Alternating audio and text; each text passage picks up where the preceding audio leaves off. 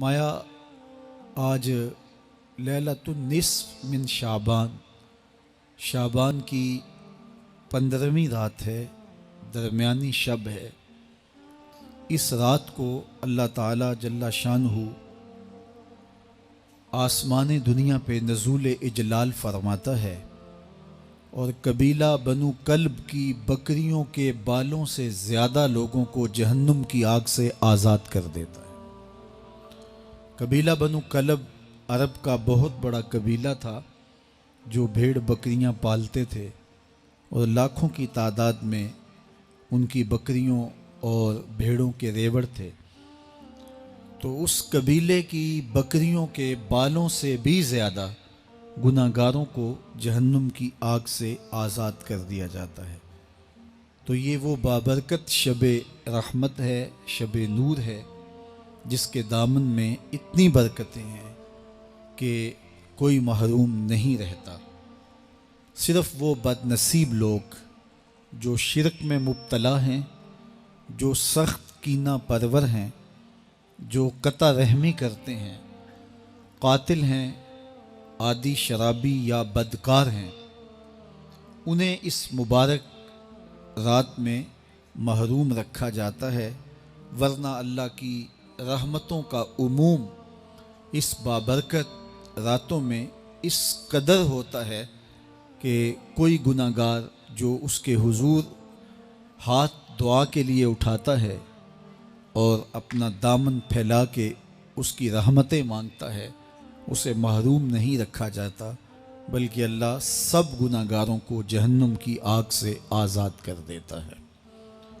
एक रिवायत में आता है कि अल्लाह लैलतुन निस्फ मिन शाबान, शाबान की 15वीं रात को आसमान दुनिया पे अपनी रहमतों से जलवागर होता है और फरमाता है कोई रिस्क मांगने वाला, मैं उसकी झोलियां भर दूं।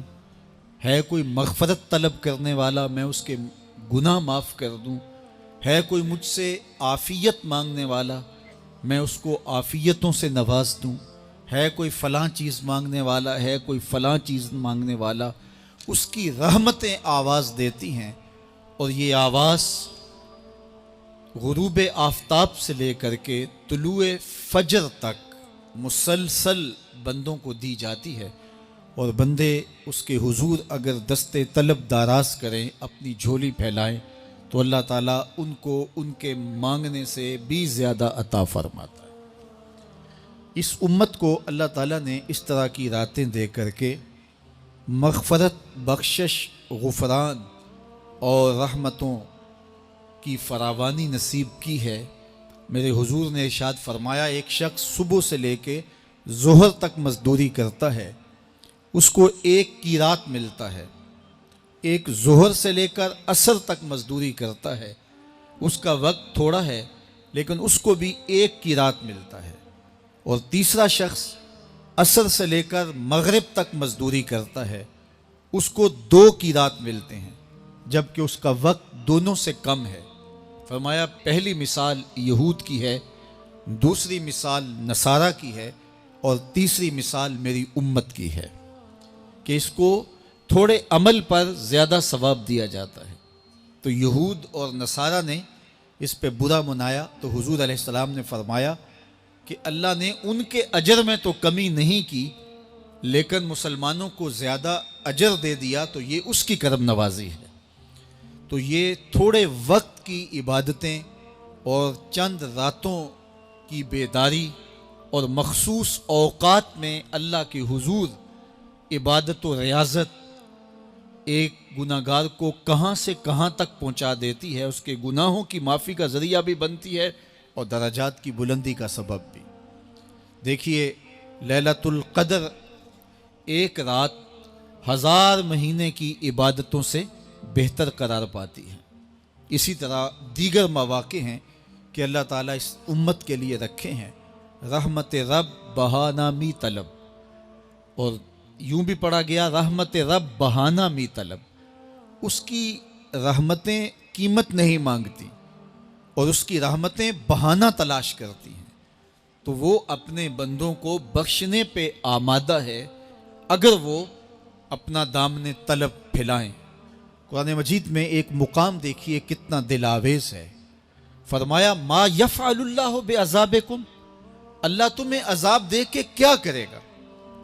اس کی یہ چاہت نہیں ہے کہ تمہیں عذاب میں مبتلا کرے، اس کی چاہت یہ ہے کہ تم اس کی چوکھٹ پہ آؤ، جھولی پھیلاؤ، اس سے خیرات اور رحمت مانگو، اور وہ تمہارے ماضی کے سارے گناہ معاف کر کے، ساری غلطیاں معاف کر کے تمہیں اپنی رحمتوں سے مالا مال فرما دے۔ تو وہ بندوں کو بخشنے پہ، بندوں کی مغفرت کرنے پہ آمادہ ہے، اور اس کی رحمتیں بہانے تلاش کرتی ہیں۔ اللہ اکبر۔ اور دوسری جانب اس کے بندے، اس کے مملوک، اس کی مخلوق، اور مخلوق کی گناہگار اور نیکوکار اس کی رحمتوں کے طالب ہوتے ہیں، بلکہ وہ گناہ کرنے کے بعد جب معافی مانگتے ہیں تو اللہ کو یہ معافی بہت پسند ہے۔ معافی مانگنا، اس کے حضور اپنے دامن کو پھیلانا، وہ اس کو بہت زیادہ محبوب ہے۔ انسان کی فطرت کے اندر گناہ رکھا گیا ہے۔ آگ، ہوا، مٹی، پانی، یہ ان چار چیزوں کا مرکب ہے۔ اس کے جو عناصر ہیں اس میں کبھی اعتدال قائم نہیں رہتا، اور اس سے گناہ سرزد ہو جاتے ہیں۔ گناہ کرنے کے بعد بندے کا اس گناہ پہ اصرار کرنا، اڑ جانا، ضد کرنا، توبہ نہ کرنا اللہ کو یہ پسند نہیں۔ لیکن اگر اس سے گناہ سرزد ہو جائے تو پھر وہ توبہ کر لے تو اللہ کو یہ بہت زیادہ پسند ہے۔ جو اس سے ہو سکے نیکی وہ اللہ کے حضور پیش کرے، لیکن اس کے اندر جو شر رکھی گئی ہے، اس کے اندر جو قوتیں گناہ کی رکھی گئی ہیں، اس سے اگر اس سے گناہ سرزد ہو جائے تو پھر وہ اللہ سے توبہ کرے، اللہ کی طرف رجوع کرے، تو اللہ اس کی توبہ کو نہ صرف قبول کرتا ہے بلکہ اس کے گناہوں کو معاف کرتا ہے، اور گناہوں کو بدل کے نیکیوں میں تبدیل کر دیتا ہے۔ جب گناہ نیکیوں میں تبدیل ہو گئے تو جتنا بڑا گناہ گار تھا اتنا بڑا نیکوکار ہو گیا۔ حضرت سیدنا عمر رضی اللہ تعالیٰ عنہ بازار میں جا رہے تھے تو ایک شرابی نے ہاتھ میں بوتل پکڑی تھی شراب کی، تو حضرت عمر ہاتھ میں درہ رکھتے تھے اور آپ کا جاہ و جلال دیدنیت ہوتا، تو جو ہی حضرت عمر رضی اللہ تعالیٰ عنہ کو اس نے دیکھا تو ڈر گیا، اور دل ہی دل میں کہا اے اللہ آج عمر کے قہر سے بچا لے، میں تیری بارگاہ میں سچی توبہ کرتا ہوں، اور جلدی سے شراب کو بغل میں چھپا لیا۔ اتنے میں حضرت عمر سر پہ پہنچ گئے اور گرج کر کڑک کے کہا کہ یہ تیری بغل میں کیا ہے؟ چونکہ اس کو بوتل چھپاتے دیکھا تھا تو وہ ڈر گیا، اور ڈرتے ڈرتے کہنے لگا حضرت یہ سرکہ ہے۔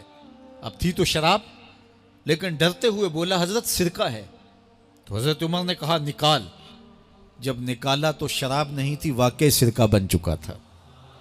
تو جب اللہ کے حضور کوئی توبہ کرتا ہے، اللہ اس کے گناہوں کو بدل کے نیکیوں میں تبدیل کر دیتا ہے۔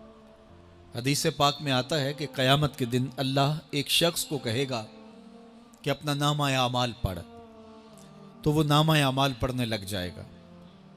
تو نامہ اعمال کے اندر چھوٹے گناہ بھی ہوں گے، بڑے گناہ بھی ہوں گے، تو اللہ سے حیا کرتے ہوئے، شرم کرتے ہوئے وہ بڑے بڑے گناہوں کو چھوڑتا جائے گا اور چھوٹے چھوٹے گناہوں کو پڑھتا رہے گا۔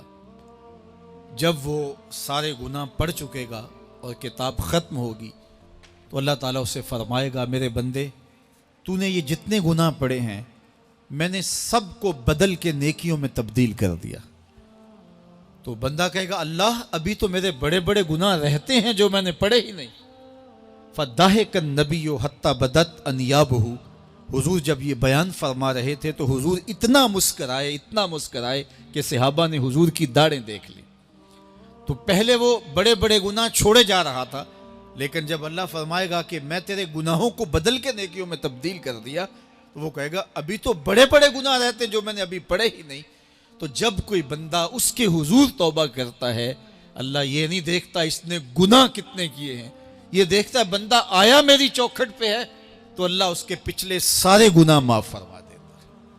اللہ اکبر۔ میرے اور آپ کے آقا و مولا نے اللہ کے حضور توبہ کرنے اور اس پر اللہ کی خوشی اور اللہ کی خوشنودی کا ذکر کرتے ہوئے ایک مثال بیان فرمائی کہ ایک شخص صحرا میں سفر کر رہا تھا، تو وہ ایک درخت کے نیچے دوپہر کاٹنے کے لیے، سستانے کے لیے رک گیا اور درخت کے ساتھ اپنے اونٹ کو باندھ دیا اور خود لیٹ گیا تاکہ دوپہر کاٹ لوں۔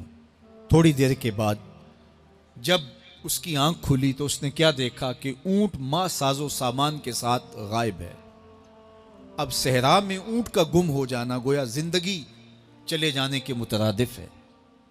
تو اس نے دائیں بائیں بھاگ دوڑ کے دیکھا کہ کہیں اونٹ کا نشان مل جائے، لیکن اونٹ کا نشان نہیں ملا۔ تا حد نظر کوئی انسانی آبادی نہیں۔ وہ بھاگا اور تھک ہار کے دوبارہ اسی درخت کے نیچے بیٹھ گیا اور پیاس سے ہلکان ہوا جا رہا تھا اور درخت کے ساتھ ٹیک لگا کے لیٹ گیا اور موت کا انتظار کرنے لگا۔ جن لوگوں نے صحرا کا سفر کیا ہے ان کو اس بات کا اندازہ ہوگا کہ کئی 100 میل تک انسانی آبادی ہی نہیں، اب نہ کچھ کھانے کے لیے بچا نہ کچھ پینے کے لیے بچا، اونٹ بھی غائب ہو گیا، توشا بھی ساتھ ہی چلا گیا، تو اب ظاہر ہے سیدھی موت ہی نظر آ رہی ہے۔ تو وہ اس درخت کے ساتھ ٹیک لگا کے بیٹھ جاتا ہے اور موت کا منتظر ہوتا ہے۔ تھوڑی دیر کے بعد پھر اس کی دوبارہ آنکھ لگ جاتی ہے۔ جب دوبارہ آنکھ لگتی ہے تو تھوڑی دیر بعد پھر آنکھ کھلتی ہے۔ جب دوبارہ آنکھ کھلتی ہے تو دیکھتا ہے کہ اونٹ جو گما تھا ماں ساز و سامان کے اس کے پاس کھڑا ہے۔ تو صحرا میں اس حالت میں اونٹ کا مل جانا زندگی مل جانے کے مترادف ہے۔ تو وہ اتنا خوش ہوا کہ خوشی کی انتہا نہ رہی، بلکہ مسرتوں کے ہجوم میں درک گیا اور کہنے کیا لگا، اللہم انت عبدی وانا ربک، اے اللہ تو میرا بندہ اور میں تیرا رب۔ کہنا تو یہ تھا کہ تو میرا رب اور میں تیرا بندہ، لیکن مسرتوں کا ہجوم ہی اتنا تھا، خوشیوں کا ہجوم ہی اتنا تھا کہ زبان پہ قابو نہ رہا۔ کسی کے آنے سے ایسے ہوش اڑے ساقی کے، شراب سیخ پہ ڈالی اور بوتل میں کباب۔ کہنا یہ تھا اللہم انت ربی وانا عبدک، لیکن اس قدر خوش ہوا جب بھی تیری قربت کے امکان نظر آئے ہم اتنے خوش ہوئے کہ پریشان نظر آئے۔ تو کہنا یہ تھا کہ اے اللہ تو میرا رب اور میں تیرا بندہ، لیکن خوشیوں کے ہجوم میں وہ کہتا ہے اللہم انت عبدی وانا ربک، اے اللہ تو میرا بندہ اور میں تیرا رب۔ حضور یہ بات بیان کرنے کے بعد صحابہ سے پوچھتے ہیں کہ ذرا بتاؤ اس بندے کو کتنی خوشی ہوئی کہ خوشی میں زبان بھی قابو نہ رہی اور اپنے آپ پہ کنٹرول نہ رہا، اور خوشیوں کے ہجوم میں اسے یہ بھی پتہ نہیں چل رہا کہ وہ کیا بول رہا ہے۔ تو صحابہ نے عرض کی حضور بہت زیادہ اسے خوشی ہوئی۔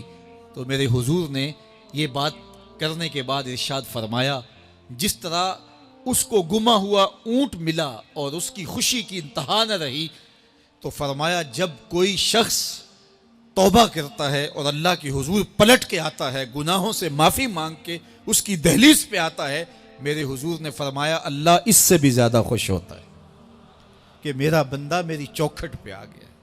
تو وہ یہ چاہتا نہیں کہ اپنے بندوں کو عذاب دوں، وہ خود آگ میں چھلانگے لگائیں تو اس کی مرضی، اگر گناہ سرزد بھی ہو گیا ہے تو کوئی بات نہیں، معافی مانگ لی جائے۔